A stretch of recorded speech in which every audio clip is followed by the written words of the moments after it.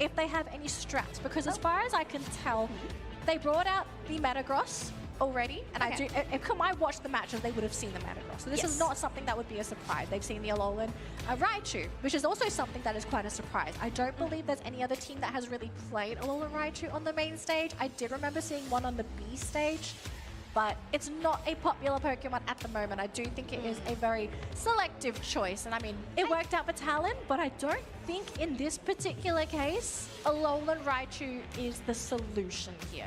Well, that's the thing. Komai actually played around it really well, making sure not to go into the tall grass, especially where those traps were laying.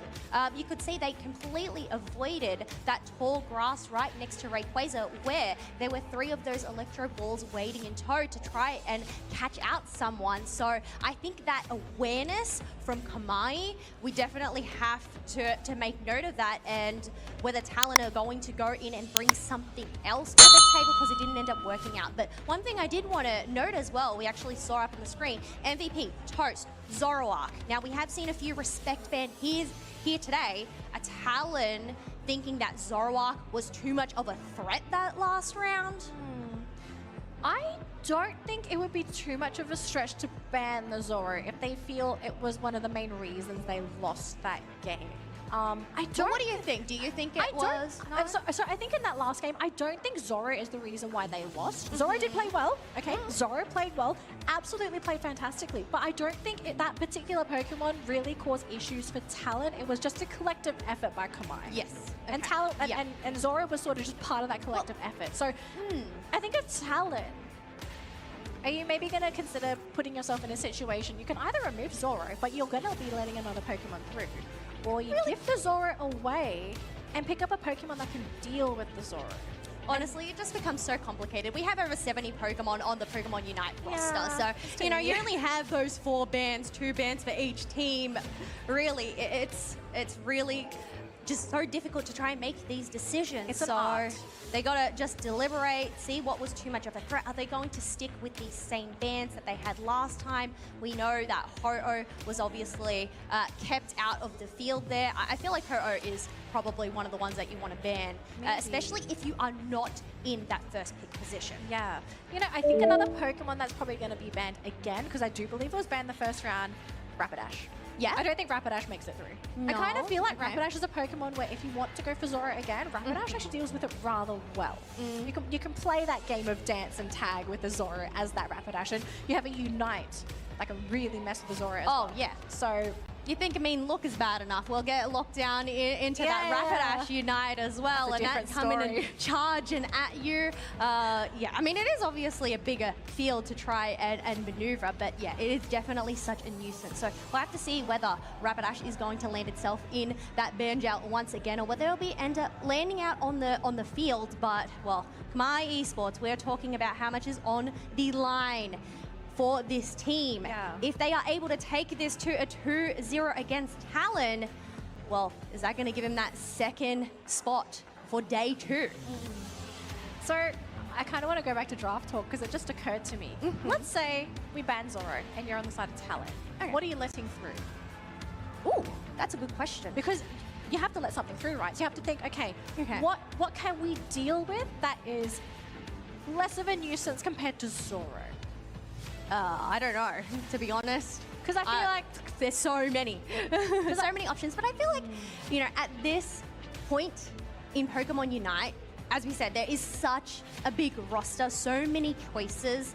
These teams have been practicing all season long. Some of these members are also veterans when it comes to the world stage, so they have this experience. And, you know, obviously there is this sort of meta developing, but honestly, I feel like we've just seen so much variety come to the table. I don't really know what to expect. I don't think anyone knows what to expect right now. We're just waiting for the game. That would be something very nice to expect. We can expect a game to come up very, very soon. That we can be for sure. Well, I mean, it's probably good for the players to have that little bit of, especially for Talon, right? You want that extra time to really figure out, okay, how do we sort of go into that next game? Because if it was a regular match and we just jumped straight into it, sometimes it's just not enough time to really think of a counter plan or a plan B after your first strat really falls through the cracks like that. So And I'm just thinking, if I'm Talon, like, do you change the way you play overall? Like, do you maybe take a step back, like Komai be the ones to be in the driver's seat, but focus on a late game instead? Well, because you know what? They might be in the driver's seat, but I feel like we're in the back seat chilling because we don't have to make these decisions of which direction to go. I kind of feel like I'm on the roof. I don't even think I'm in the car. No, it's you're just on the so roof, chaotic. the sunroof, okay. You're just letting the breeze run through your hair. But you know who's not getting their breeze run through their hair? The Rapidash, because it is on that band table once again. Well, we have a respect band on the side of Talon, so they actually feel like the Charizard played a major role on Komai's lineup. So that's going to be removed, and Ho-Oh is going to be the next band. So that means Latios is going to be available.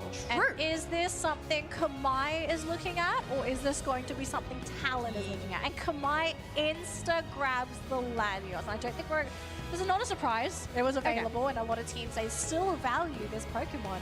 But a Talon prepared with a solution for this Latios, because they play it themselves, right? We saw Dylan play that Latios that saved the game for Talon up against Cakewalk. So in their opinion, and we're going to learn very quickly, what is their answer to a Latios?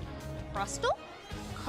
You know what? I would not. Okay, first pick Crustle. That's an disagree.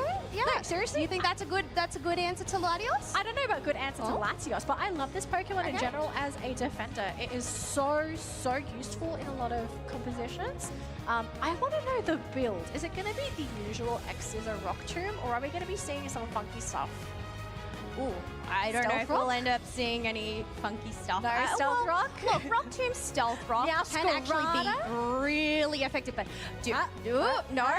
Okay, Sync One, they're just keeping us on their toes, all right? You know, we're talking about what to expect and everything, but even then, okay, no, there we go. But I don't like this team because they keep playing with my feelings. They're playing with our feelings, playing with our hearts.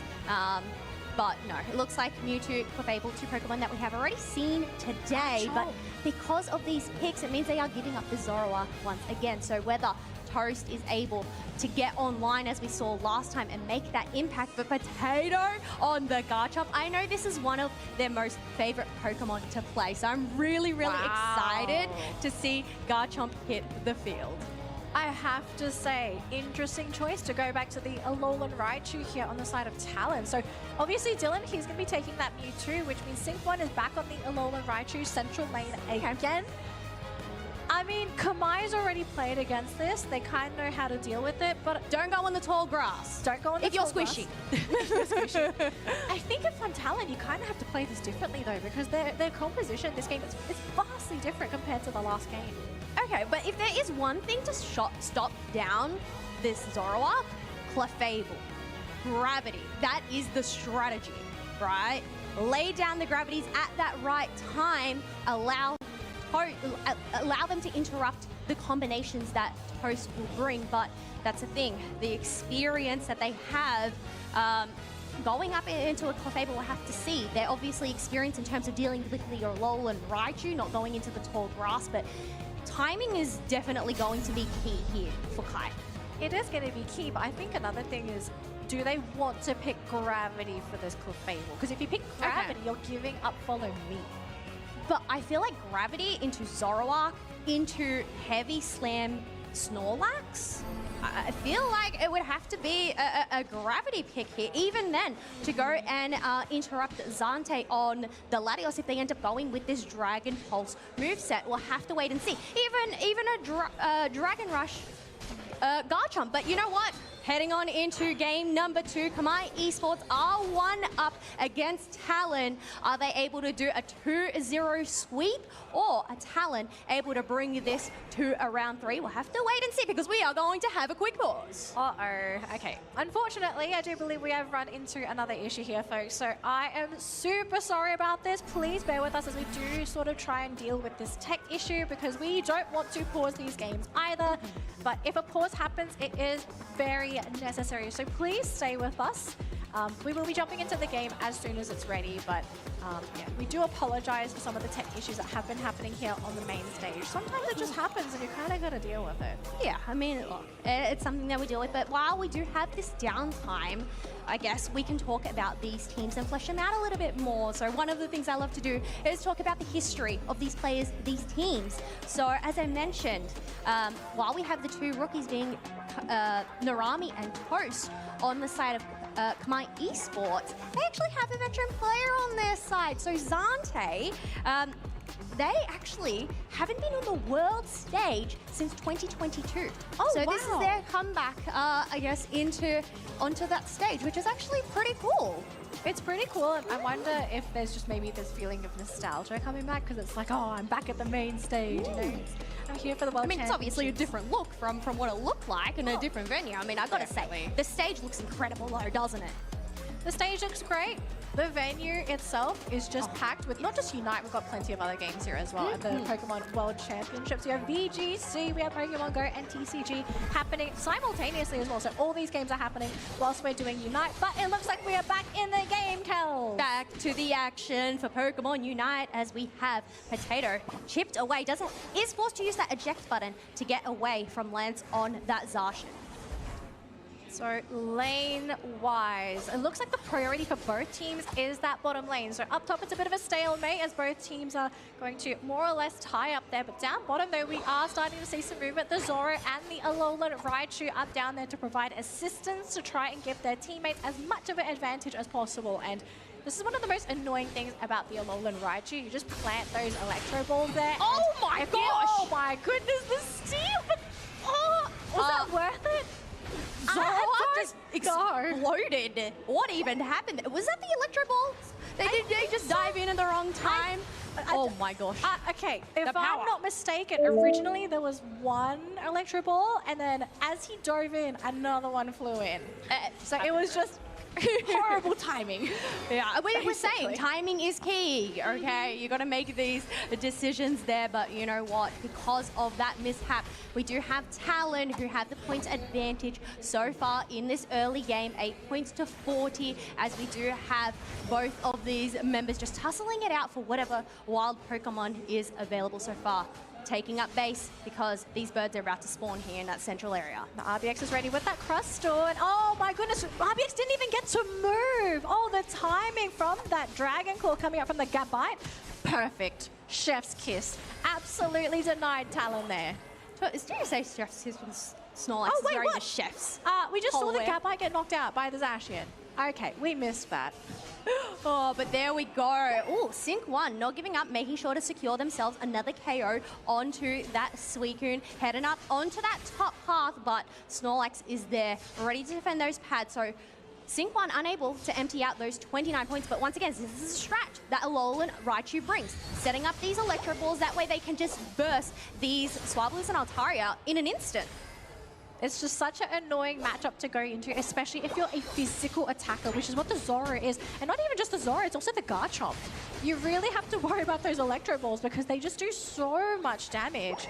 So, I mean, Komai, they played against this Alolan Raichu before, but again, we're just seeing them struggle in that early game. They do want to try and jump onto RBX, but guys, Crustle is one of the tankiest Pokemon in the game. This is not something you're going to be able to eliminate in a matter of seconds. So he just walks out for free. And the thing here for Komai, their lineup does not have a traditional healer. They're going up against a Clefable, so every fight that they can't fully commit to, they have to go back and heal, which is wasted time. Yeah, they either have to go back to home base, go back to their tier 1 pad there. However, regularly he ends up crashing on through. Lance does end up getting punished, allowing Komai to go and empty out their Eos energy. Do they have enough points to break this goal? We'll have to wait and see, but that is going to bridge the gap ever so slightly. Komai Esports, they are still behind though. Only slightly. With how early it is in the game so far, they can very well make this comeback happen. It's just can they find that opening to sneak in a couple of extra dunks? And that's really what the Garchomp really wants to do. Just sit in a lane and force someone to just sit and guard their goal zone. Now we are having a bit of a skirmish here in that central area for Komai, but thankfully the block is enough to basically force Talon back and to reconsider this next fight. But looks like right now Zacian having a really nice tussle there with the Garchomp, but actually a little bit too late. Did not commit for the Unite there. And they get a huge pick off the bait play from Komai. Yeah, Narami coming in just in time to get that freeze and allow Potato to finish the job against that Zacian. We can see that Talon trying to look for a pick here, but Marv playing more forward there, looking for the perfect opportunity to get in a heavy slam. Who's it going to be? It's onto that Crustal, but they end up missing the block.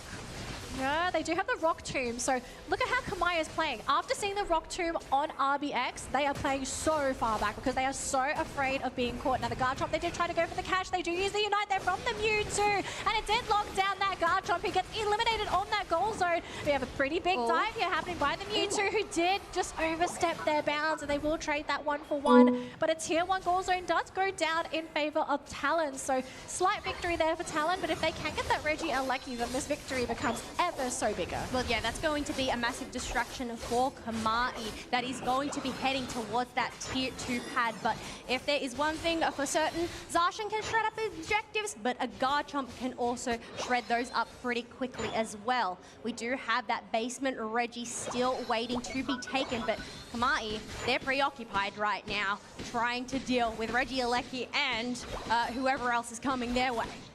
And you can even tell Komai, they aren't even bothering with the bottom objective yet because they want the Garchomp there. So if the bottom objective gets taken, I don't think they really mind. But in the middle, though, I do believe there's a skirmish. They caught Mewtwo again. So that's going to be another knockout. And that slows down the progress of the Mewtwo. Regirock does get taken, though. So defensive buff on the side of Talon and a little bit of experience. Oh, but the Clefable has been caught and the block is there. Beautiful eject over that Snorlax, though, to keep the Clefable up and running. And now all of a sudden, Komai, they're going to back up. They're a little bit afraid of the cavalry coming in. Well, is the cavalry going to commit to this next fight as we have Marv trying to back away, being able to get a 4-person stun with this power nap and letting Komai dive on in. But Mewtwo, why ends up popping their Unite move, unable to save their allies despite that stun. Oh, I think there might have been a trap play. We do have the long-range attackers on the side of Talon, though, but they have to back up because you don't have your frontliners. That was such a beautifully executed trap play by Komai because Snorlax was able to survive just until we popped off the Unite. 3 Pokemon caught in a bottleneck like that. That's the dream setup for a composition like Komai. They come in with that Garchomp, come in with the cleanup. They get some massive experience in their pocket as well. That brings the game back into a much more even level. And all of a sudden, the lead that Talon had been trying so hard to build all game, it's equalizing. Well, the thing is, there's 45 seconds left to go until Rayquaza does spawn. We have 3 level 13s on the side of Komai. So have both of those plus movements, but Crustal ends up getting taken down mid-air, and Komai going to take the chance to look at breaking this bottom tier 1 pad, ignoring Reggie Alecki completely. But Dana Lee, because of those goals, we only have a 1-point difference. And it's 1 point in favor of Komai. This is what Komai wants so bad. So now they are the ones that need to defend their goal zone so that they can potentially win the game. They don't want Talon to take that Rayquaza if possible. And unfortunately for Talon, they don't really have the best Pokemon in their lineup to try and go for a cheeky back cap, because they're holding too many points on a lot of their Pokemon. Maybe Clefable with 7. We'll have to see their RBX has been caught with the block, is trying to walk on out of there down to half health. His teammate is there. They do come in with the heals, though. No full commitment. Gravity even being used just in case someone wanted to go for the dive. So they're about to go for this reset, this Clefable healing. It's going to come in handy. But here's the thing for Komai. They need a perfect entry into this fight, because if they miss this mark, they're going to be out-healed. Well, we do have Marv going in with that entry and that power nap. RBX is still left standing, but they end up getting eliminated by that freeze from that Suicune. And now Talon are really on the back foot. It is a close game. They do not know that they are 1 point behind currently. They don't know. And look, if Talon think they are ahead, they are sorely mistaken. And they're going to have to try and fight against a Garchomp up against this Rayquaza too. This is one of the issues. Garchomp can rip through that objective. And if they really wanted to on the side of Komai, maybe they go for a surprise play, rip the Ray themselves, and just steal it away from Talon. Talon are slowly pushing through. They're also chipping away at Komai's health bars. This is huge because they don't have healing. Komai, they have to make a decision. If they keep backing up, they're going to be out-sustained. They have to pick a point here to go in and go for the sweep. And the Garchomp goes in, Kels. They're going in. Rayquaza is quite low. Who's going to get the secure? And it's a big Talon to get the Rayquaza shields and knocking out 3 members of Komai. This is going to be their moment, their chance to shine, get in their dunks and take this to a game 3. But there's still 30 seconds left on the clock. But even then, it's only a Latios left standing as more Hundo dunks are going to rain on through. And Talon, they have kept their dream alive here at the Pokemon Unite World Championships because they needed this win. Because if Komai 2-0'd them at this point of time, they were going to be saying goodbye in their group. They were not going to make it to day number 2. So this 1-1 has kept Talon's dream alive in this group. We were talking about hurdles to overcome, and I've got to say, those rock tombs, those hurdles that really stopped Komai in their tracks, stumbling and falling, and well, now leading into that round 3, but it is now 1 apiece. Both teams need to take a breather to see where this one ends up going. But I mean, Talon, that must feel very refreshing for them. Very, very refreshing. So now, as an audience member, you're probably wondering what is on the line for the teams now, knowing that Komai, unfortunately, they will not be able to make it through to day 2. Like, what's the point of this next game? There is still a point to this. There is very much a point to this. At the moment, in the grouping, we still have seedings. And if Talon win this game, they're the top seed. Ooh. Okay, so they have to win this game. So they have secured themselves that day 2 spot. And they'll be the top seed. But top seed. So really, this next game is going to come down to the crunch. Yeah. So at the moment, it's not looking too good here for Talon because Komai are scary. Komai are very scary at the World Championships here. And if Komai really wanted to be the bad guys here, they just say, "You're going to be second seed. Bye-bye." Well, I mean, even despite the seeding, I mean, it's still a matter of pride, right? You still want to try and take that set away from them. So I feel like, you know what, despite that, they're still going to give it their all. Yeah, absolutely. I don't expect Komai to take their foot off the pedal. I think if you're on the world stage and you're given the opportunity to play up against a world-class team, start to finish, 110%. You do not stop. You do not end it. You do not give up. You got to do it for your ego as well. So that next year when you qualify, you say, we beat Talon. Do it for the storylines, okay? Storylines. It's all about those storylines. But MVP Sync 1 on the Alolan Raichu. We're a bit unsure in terms of its impact in that first game, but did end up doing 71k damage this time around with the 7 knockouts. Those Electro Balls, I feel like, actually worked really well and were